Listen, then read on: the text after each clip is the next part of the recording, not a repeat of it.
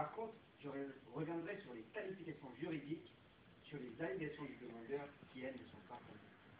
Selon ses dires, Madame Anita Présent a fait l'objet d'une notation discriminatoire qui même à l'assouplissement individuel et d'harcèlement moral. Maître Novice, certes, l'école, c'est hier, mais vous n'avez pas appris votre définition par cœur. Je vais vous rafraîchir ma mémoire.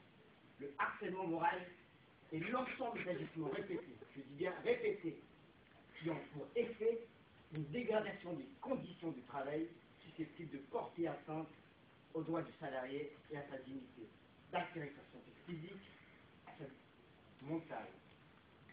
Un seul acte ne peut donc pas faire caractériser un harcèlement. Abusé, vous êtes fait avoir quand même deux.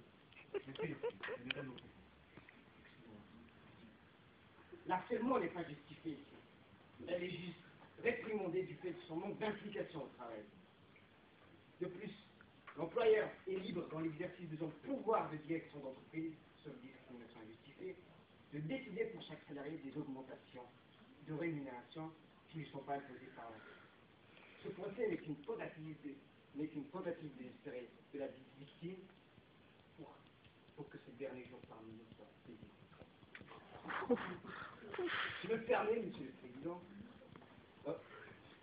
la différence de traitement fondée sur une aptitude constatée par le médecin du travail, en raison de l'état de santé ou du handicap, ne constitue donc pas une discrimination, puisqu'elle est objective, nécessaire et appropriée. Les mesures prises par l'employeur sont donc correctes. En ce qui concerne Madame Redoute, connaît-elle les principes de la notation?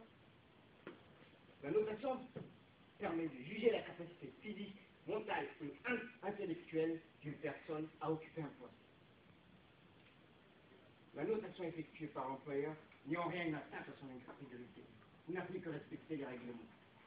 Quant à l'avertissement, éduquant manque de motivation de Madame Redoute au travail. Madame Redoute a subi des dommages, certes, on le voit, mais l'entreprise n'est pas fautive. L'article 1382 n'est donc pas applicable. Les faits sont clairs selon vos avis. Je me pose la question du bien fondé de cette procédure. Où va la justice? Où va le monde? Si vous continuez, je verrai pour votre âge. Je me permets, Monsieur le Président, de demander le rejet de ce procès que je juge absurde.